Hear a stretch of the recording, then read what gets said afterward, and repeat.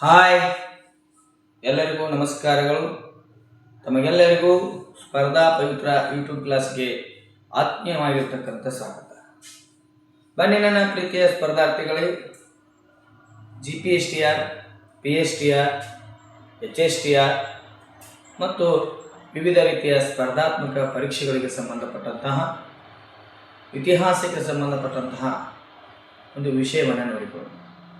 ಹಾಗಾದರೆ 6ನೇ ತರಗತಿಯ 2ನೇ ಭಾಗದ 1ನೇ ಅಧ್ಯಾಯ ಉತ್ತರ ಭಾರತದ ರಾಜಮನೆತನಗಳು.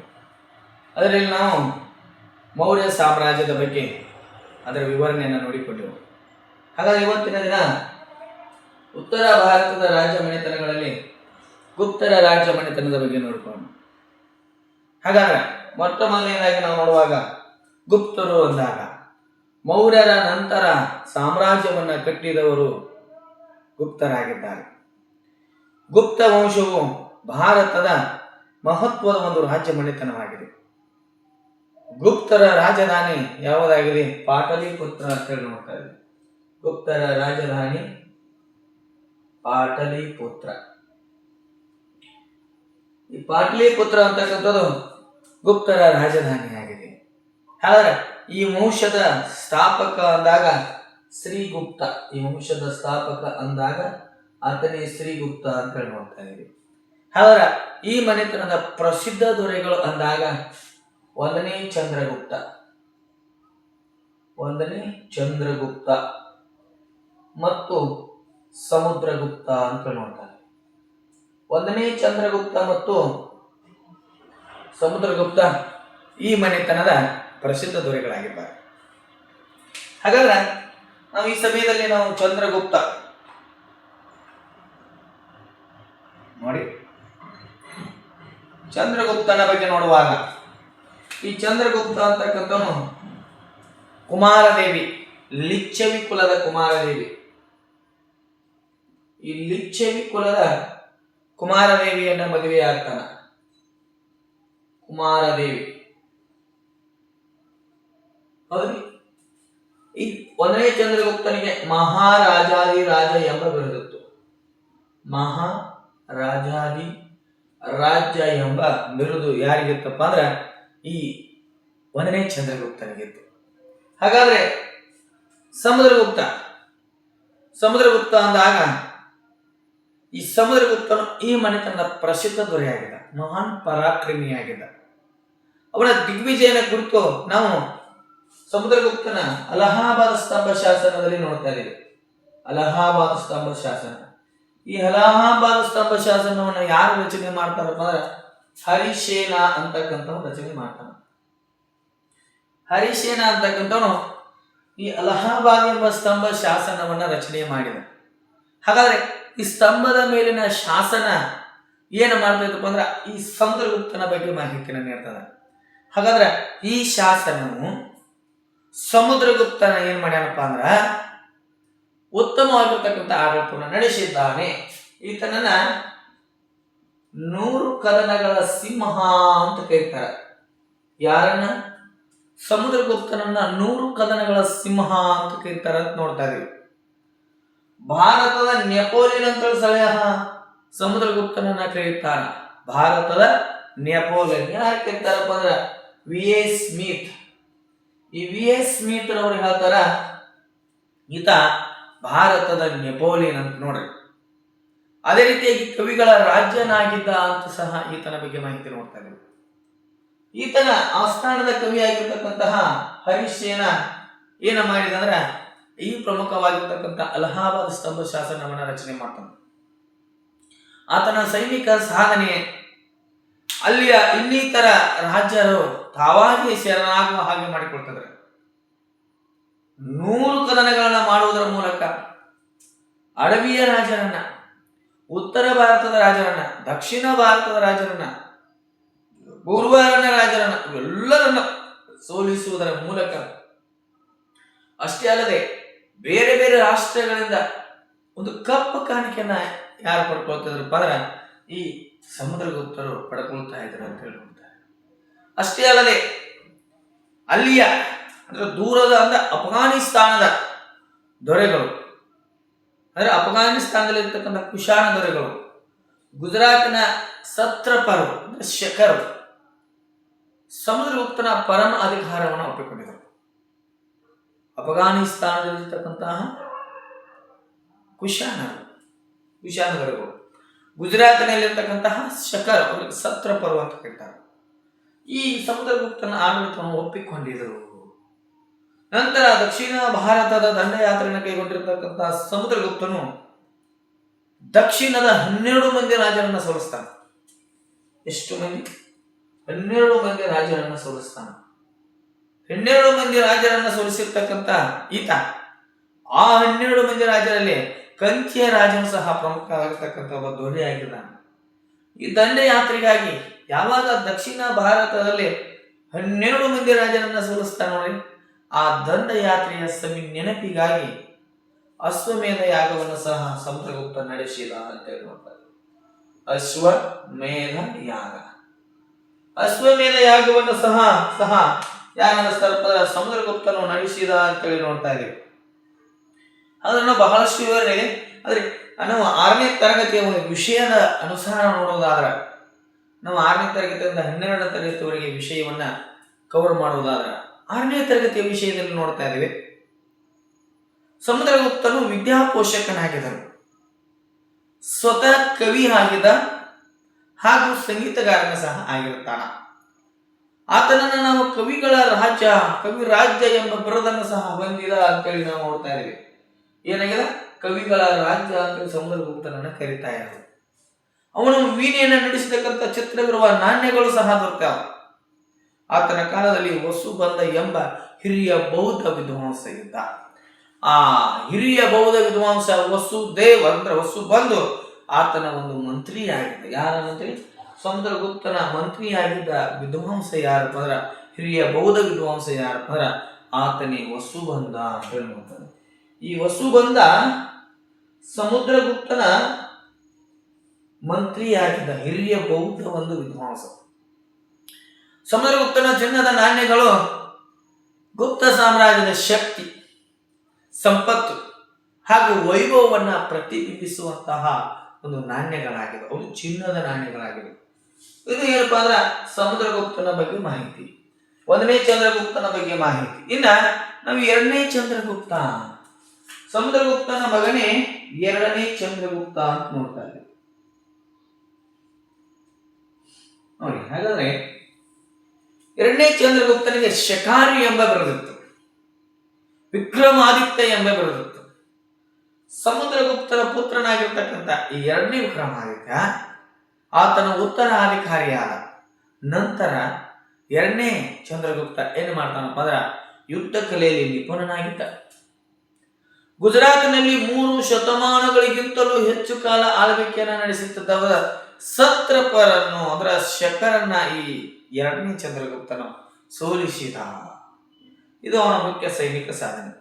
ಚಂದ್ರಗುಪ್ತನ ಅದು 2ನೇ ಚಂದ್ರಗುಪ್ತನ ಮುಖ್ಯ ಸೈನಿಕ ಸಾಧನೆ ಏನ್ ಎಂದರೆ, ಸಮುದ್ರಗುಪ್ತನ ಪುತ್ರನು ಉತ್ತರಾಧಿಕಾರಿಯಾಗಿರ್ತಕ್ಕಂತಹ 2ನೇ ಚಂದ್ರಗುಪ್ತನು ಯುದ್ಧ ಕಲೆಯಲ್ಲಿ ನಿಪುಣನಾಗಿದ್ದನು.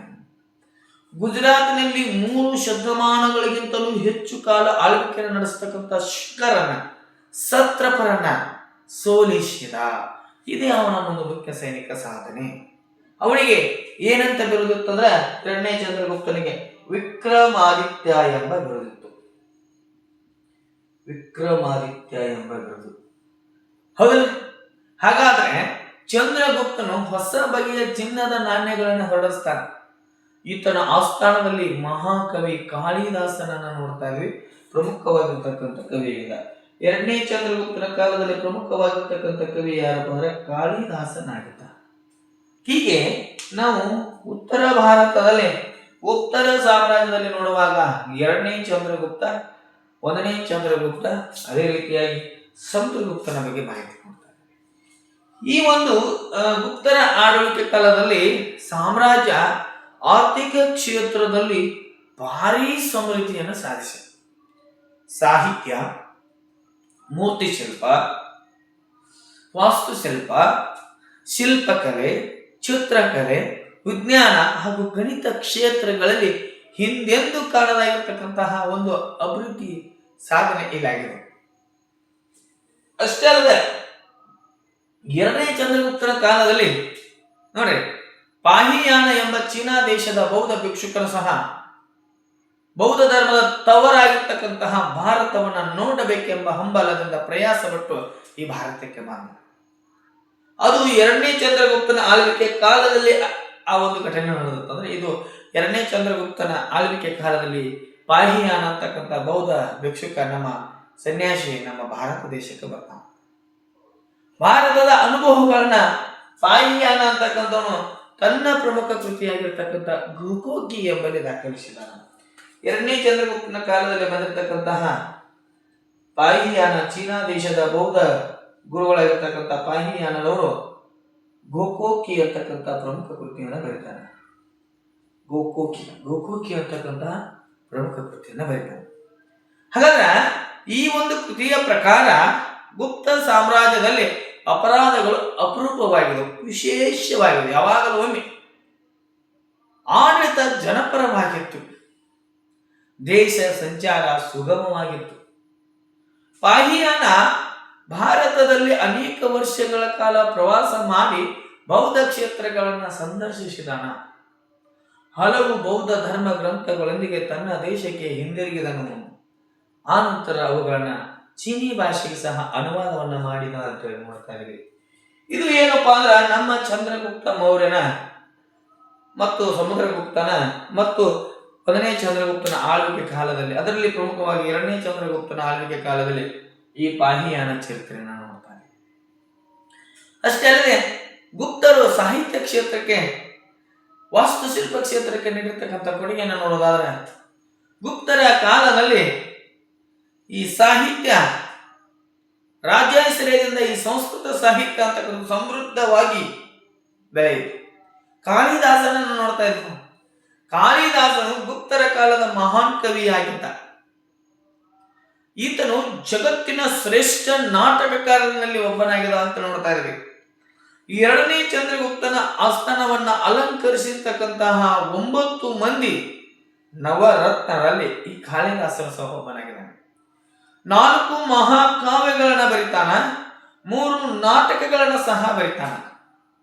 ಅಭಿಜ್ಞಾನ ಶಾಕುಂತಲ, ಮಾಳವಿಕಾಗ್ನಿಮಿತ್ರ, ವಿಕ್ರಮೋರ್ವಶಿ 3 ನಾಟಕಗಳು, ಕುಮಾರ ಸಂಭವ, ಮೇಘದೂತ, ರಘುವಂಶ, ಋತು ಸಂಹಾರ ಎಂಬ 4 ಮಹಾಕಾವ್ಯಗಳನ್ನು ಬರೀತಾನೆ.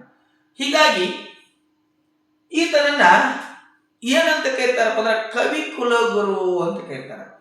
ಸಮುದ್ರಗುಪ್ತನನ್ನ ಕವಿರಾಜ ಅಂತ ಕರೆದರೆ, ಎರಡನೇ ಚಂದ್ರಗುಪ್ತನ ಆಳ್ವಿಕೆ ಕಾಲದಲ್ಲಿರ್ತಕ್ಕಂಥ ಕಾಳಿದಾಸನನ್ನ ಕವಿ ಕುಲ ಗುರು ಎಂದು ಕರೀತಾರೆ. ಅಷ್ಟೇ ಅಲ್ಲದ ಈ ಗುಪ್ತರ ಕಾಲದಲ್ಲಿ ನಾವು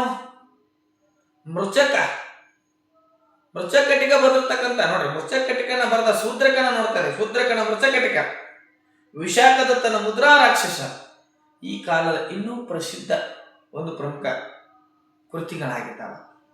ಪ್ರಸಿದ್ಧ ನಾಟಕಕಾರರ ಸಹಕಾರ ವಿಷ್ಣು ಶರ್ಮನ ಪಂಚತಂತ್ರ ಎಂಬ ಕಥಾ ಸಂಗ್ರಹವು ಸಹ ಈ ಕಾಲಕ್ಕೆ ಸೇರಿದೆ. ಅಮರಸಿಂಹನ ಅಮರ ಕೋಶ ಅಂತಕ್ಕಂಥದ್ದು ಸಹ ಎಂಬ ಶಬ್ದಕೋಶವು ಸಹ ಒಂದು ಅಪರೂಪದ ಕೃತಿ. ಇದು ಇಂದಿಗೂ ಸಹ ಬಳಕೆಯಲ್ಲಿದೆ ಅಂತ ನೋಡ್ತಾರೆ. ಅದು ಗುಪ್ತರ ಕಾಲದ.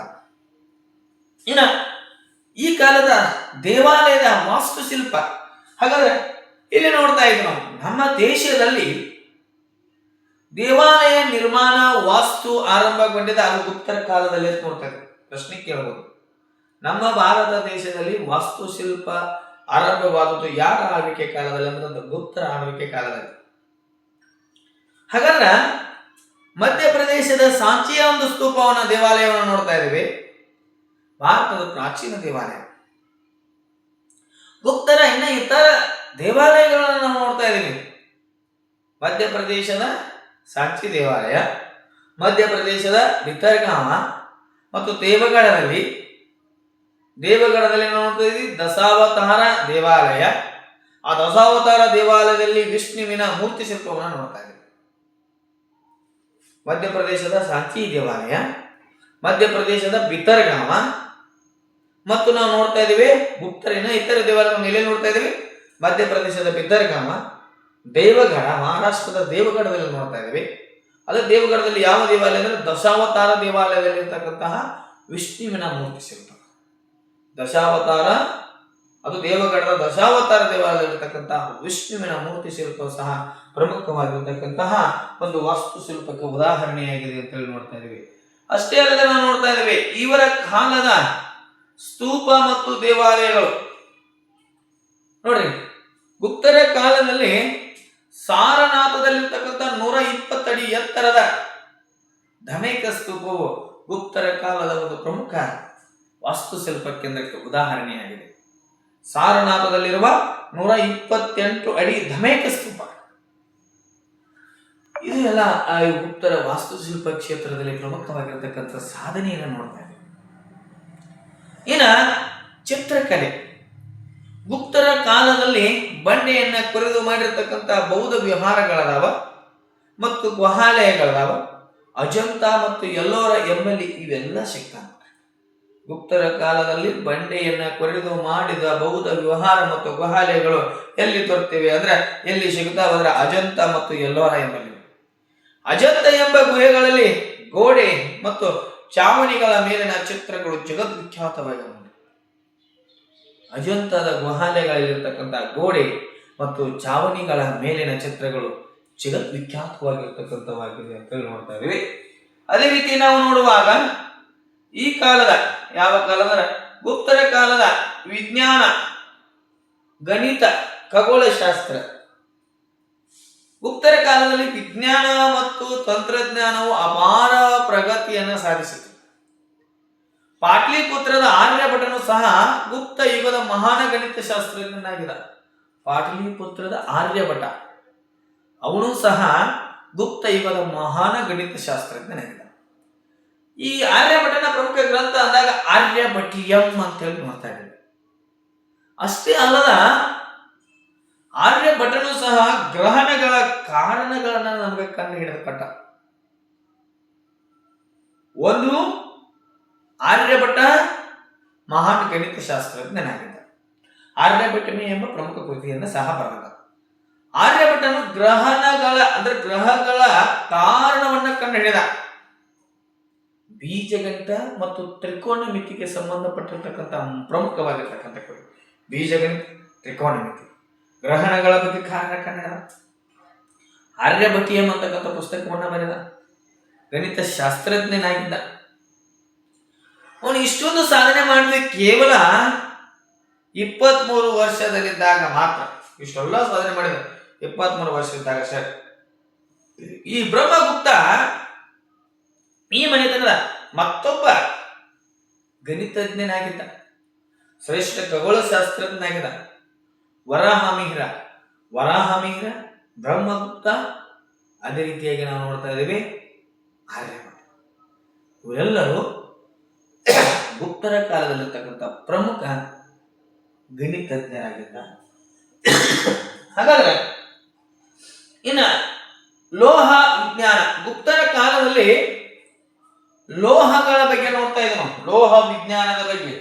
ಹಾಗಾದ್ರೆ ಗುಪ್ತರ ಕಾಲದಲ್ಲಿ ಲೋಹ ವಿಜ್ಞಾನ ಬಹಳ ಪ್ರಮುಖವಾಗಿರ್ತಕ್ಕಂಥ ಪಾತ್ರವನ್ನು ವಹಿಸಿತು. ದೆಹಲಿಯ ಕುತುಬ್ ಮಿನಾರ್ ಸಮೀಪವಿರತಕ್ಕಂತಹ ಮೆಹರೌಲಿ ಕಬ್ಬಿಣ ಸ್ತಂಭ, ದೆಹಲಿಯ ಕುತುಬ್ ಮಿನಾರ್ನ ಕಟ್ಟಲಿಕ್ಕೆ ಆರಂಭಿಸಿದವನು ಕುತುಬುದ್ದೀನ್ ಐಬಕ್, ಪೂರ್ಣಗೊಳಿಸಿದವನು ಇಲ್ತುಮಿಶ್ ಶಾ, ಸಿಡಿಲು ಬಡಿದು ನಾಶ ಹೊಂದಿದನ್ನ ಪುನರ್ ಅಭಿವೃದ್ಧಿಪಡಿಸಿದವನು ಫಿರೋಜ್ ಶಾ ತುಘಲಕ್. ಆ ಕುತುಬ್ ಮಿನಾರ್ನ ಸಮೀಪದಲ್ಲಿ ಮೆಹರೌಲಿ ಎಂಬ ಕಬ್ಬಿಣ ಸ್ತಂಭ ಸಹ ರಚನೆಯಾಗಿದೆ. ಅದಕ್ಕೊಂದು ಉದಾಹರಣೆ, 1500 ವರ್ಷಗಳಷ್ಟು ಹಳೆಯದಾಗಿದ್ರು ಇನ್ನೂ ಅದು ತುಕ್ಕೆ ಹಿಡಿದಿಲ್ಲ, ಸ್ವಲ್ಪ ಸರಿದಿಲ್ಲ. ಇದಕ್ಕೆ ಕಾರಣ ಆಗಿನ ಕಾಲದ ವಾಸ್ತುಶಿಲ್ಪ. ಇದು ಆ ಕಾಲದ 8 ಅಡಿ ಎತ್ತರವಿರುವ ತಾಮ್ರದ ಬುದ್ಧನ ವಿಗ್ರಹವನ್ನ ಸಹ ನಾವು ನೋಡ್ತಾ ಇದ್ದೇವೆ. ಅದು ಸಹ ನಳಂದದಲ್ಲಿದೆ. ಬುದ್ಧನ ತಾಮ್ರದ ವಿಗ್ರಹ ಎಲ್ಲಿದೆ? ನಳಂದದಲ್ಲಿದೆ. ಮೆಹರೌಲಿ ಕಬ್ಬಿಣ ಸ್ತಂಭ ಸಹ ಅಲ್ಲಿ ನೋಡ್ತಾ ಇದ್ದೇವೆ. ಇನ್ನು ಗುಪ್ತರ ಕಾಲದ ಆಯುರ್ವೇದ, ಗುಪ್ತರ ಕಾಲದ ವಾಗ್ಭಟನು ಚರಕ ಸಂಹಿತೆಯನ್ನ ಸಿದ್ಧಪಡಿಸಿದ.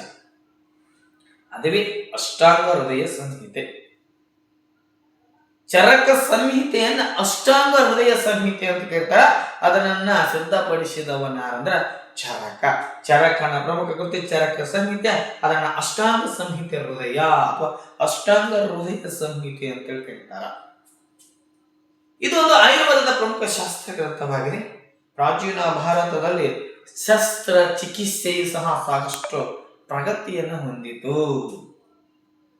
ಶಸ್ತ್ರ ಚಿಕಿತ್ಸಕರು ಎಷ್ಟು 127 ಬಗೆಯ ಶಸ್ತ್ರ ಚಿಕಿತ್ಸಾ ಉಪಕರಣಗಳನ್ನ ಬಳಸ್ತಾ ಇದ್ರು. ಎಷ್ಟು 127 ಬಗೆಯ ಶಸ್ತ್ರ ಚಿಕಿತ್ಸಾ ಉಪಕರಣಗಳನ್ನ ಬಳಸ್ತಾ ಇದ್ರು. ದೇಹದೊಳಗೆ ಸೇರಿಕೊಂಡಿರ್ತಕ್ಕಂಥ ಕಬ್ಬಿನ ಕಲ್ಲುಗಳನ್ನ ಹೊರ ತೆಗಿತಾ ಇದ್ರು. ಪಾದರಸವನ್ನ ಔಷಧಿಯಾಗಿ ಮೊದಲ ಬಾರಿಗೆ ಬಳಕೆಗೆ ತಂದ ಕೀರ್ತಿ ನಮ್ಮ ಭಾರತೀಯ ವೈದ್ಯರಿಗೆ ಸಲ್ಲುತ್ತದೆ. ನೋಡ್ರಿ, ಪಾದರಸವನ್ನ ಔಷಧಿಯಾಗಿ ಬಳಸಿ ಮೊದಲ ಬಾರಿ ಬಳಕೆಗೆ ತಂದಿರತಕ್ಕಂಥ ಕೀರ್ತಿ ನಮ್ಮ ಭಾರತೀಯ ವೈದ್ಯರಿಗೆ ಸಲ್ಲುತ್ತದೆ. ಈ ರೀತಿಯಾಗಿ ನಾವು ಗುಪ್ತರ ಕಾಲದಲ್ಲಿ ಇರತಕ್ಕಂಥ ಆಡಳಿತವನ್ನು ಸಹ ನೋಡ್ತಾ ಇದ್ದೀವಿ. ಹೌದು, ಹಾಗಾದ್ರೆ ನಮಗೆ ಗೊತ್ತಿರಬೇಕು ಏನು ಗೊತ್ತಿರಬೇಕು ಅಂದ್ರ ಅದು 6ನೇ ತರಗತಿ ವಿಷಯಕ್ಕೆ ಸಂಬಂಧಪಟ್ಟ ಹಾಗೆ ಗುಪ್ತ ವಂಶವು ಸುಮಾರು 1600 ವರ್ಷಗಳಷ್ಟು ಹಿಂದೆ ಸ್ಥಾಪನೆಗೊಂಡು 2 ಶತಮಾನಗಳಿಗಿಂತಲೂ ಹೆಚ್ಚು ಕಾಲ ಆಳ್ವಿಕೆಯನ್ನು ನಡೆಸುತ್ತದೆ. ಕಾಳಿದಾಸ ನಾಟಕ, ವಿಜ್ಞಾನ ಶಾಕಂತಲ, ಮಾಳವಿಕೆ, ಅಗ್ನಿಮಿತ್ರ, ವಿಕ್ರಮೋರ್ವಶಿಯ, ಕುಮಾರ ಸಂಭವ, ಮೇಘದೂತ, ರಘುವಂಶ, ಋತು ಸಂಹಾರ ಅಂತಕ್ಕಂಥ ಪ್ರಮುಖ ಕೃತಿಗಳನ್ನ ನೋಡ್ತಾ ಇದ್ದೀವಿ. ಗುಪ್ತರ ಕಾಲದ ದೇವಾಲಯವನ್ನ ಆರಂಭದಲ್ಲಿ ಚೌಕಾಕಾರದ ತಳಪಾಯದ ಮೇಲೆ ಕಟ್ಟಲಾಗ್ತಿತ್ತು. ಗರ್ಭಗೃಹ ಮತ್ತು ಮುಖ ಮಂಟಪಗಳು ಸಹ ಅಲ್ಲಿತ್ತು. ಇನ್ನ ಭಿತ್ತಿ ಚಿತ್ರ ಅಂದ್ರೆ ಗೋಡೆ ಮೇಲೆ ಬರೆದ ಚಿತ್ರಗಳೇ ಭಿತ್ತಿ ಚಿತ್ರಗಳು. ಆ ಭಿತ್ತಿ ಚಿತ್ರಗಳು ಅಜಂತಾದ ಬೌದ್ಧ ಗುಹೆಗಳಿವೆ. ಸಾಮಾನ್ಯ ಕುಂಚಗಳಿಂದ ಸ್ಥಳೀಯವಾಗಿ ಸಿಗ್ತಕ್ಕಂತಹ ಬಣ್ಣಗಳಿಂದ ಚಿತ್ರವನ್ನು ಸಹ ಬರೆಯಲಾಗಿದೆ. ಎಲ್ಲಿ ಆ ಒಂದು ಭಿತ್ತಿ ಗೋಡೆ ಮೇಲೆ ಚಿತ್ರ ಇದೆಲ್ಲ ಅಲ್ಲಿ ಏನು ಮಾಡಲಾಗಿದೆ, ಭಿತ್ತಿ ಚಿತ್ರಗಳು ಅಲ್ಲಿ ಅಜಂತಾದ ಬೌದ್ಧ ಗುಹಾಲಯಗಳಲ್ಲಿವೆ. ಅಜಂತಾದ ಬೌದ್ಧ ಗುಹಾಲಯಗಳಲ್ಲಿ ಭಿತ್ತಿ ಚಿತ್ರಗಳನ್ನು ನೋಡ್ತಾ ಇದ್ದೀವಿ. ಅವು ಸಾಮಾನ್ಯ ಕುಂಚಗಳಿಂದ ಸ್ಥಳೀಯವಾಗಿ ಸಿಗುತ್ತಿದ್ದ ಬಣ್ಣಗಳಿಂದ ಆ ಚಿತ್ರಗಳನ್ನು ಬಿಡಿಸಲಾಗಿದೆ. ಅನೇಕ ಶತಮಾನಗಳವರೆಗೆ ಈ ಗುಹೆಗಳು ಕಣ್ಣಿಗೆ ಮರೆಯಾಗಿದ್ದವು. ಆದರೆ ಸಾಮಾನ್ಯ ಶಕ 1819ರಲ್ಲಿ ಅವುಗಳನ್ನ ಪತ್ತೆ ಹಚ್ಚಲಾಯಿತು. ಇವುಗಳನ್ನ ಭಿತ್ತಿ ಚಿತ್ರಗಳನ್ನ 1819ರಲ್ಲಿ ಪತ್ತೆ ಹಚ್ಚಲಾಯಿತು. ಮೆಹ್ರೌಲಿಯ ಕಬ್ಬಿಣದ ತೂಕ 6 ಟನ್, ಎತ್ತರ 23 ಅಡಿ. 19ನೇ ಶತಮಾನದ ಆರಂಭದವರೆಗೂ ಯುರೋಪಿನ ಯಾವ ನಿಪುಣ ಕಂಬಾರನಿಗೂ ಅಂತಹ ಕಂಬವನ್ನ ರೆಡಿ ಮಾಡಲಿಕ್ಕೆ ಸಾಧ್ಯವಾಗಲಿಲ್ಲ. ಅಂತಹ ಒಂದು ಮೆಹ್ರೌಲಿಯ ಕಬ್ಬಿಣ ಸ್ತಂಭವನ್ನ ನೋಡ್ತಾ ಇದ್ದೀವಿ. ಈ ರೀತಿಯಾಗಿ ಭಾರತದಲ್ಲಿ ಗುಪ್ತ ಸಾಮ್ರಾಜ್ಯದ ಒಂದು ಚರಿತ್ರೆಯನ್ನು ನೋಡ್ತಾ ಇದ್ದೀವಿ. ಹಾಗಾದ್ರೆ ಮುಂದಿನ ಭಾಗದಲ್ಲಿ ಮತ್ತೆ ಇದೇ ಒಂದು ಮುಂದಿನ ಪಾಠದೊಂದಿಗೆ ನಿಮ್ಮ ಮುಂದೆ ಭೇಟಿಯಾಗುತ್ತೇನೆ. ಇಲ್ಲಿಯವರೆಗೆ ಈ ವಿಡಿಯೋವನ್ನು ವೀಕ್ಷಿಸಿದ್ದಕ್ಕಾಗಿ ತಮಗೆಲ್ಲರಿಗೂ ಧನ್ಯವಾದಗಳನ್ನು ಹೇಳಿ ಈ ನನ್ನ ಕ್ಲಾಸನ್ನು ಮುಗಿಸ್ತಾ ಇದ್ದೇನೆ. ಥ್ಯಾಂಕ್ ಯು, ಧನ್ಯವಾದಗಳು.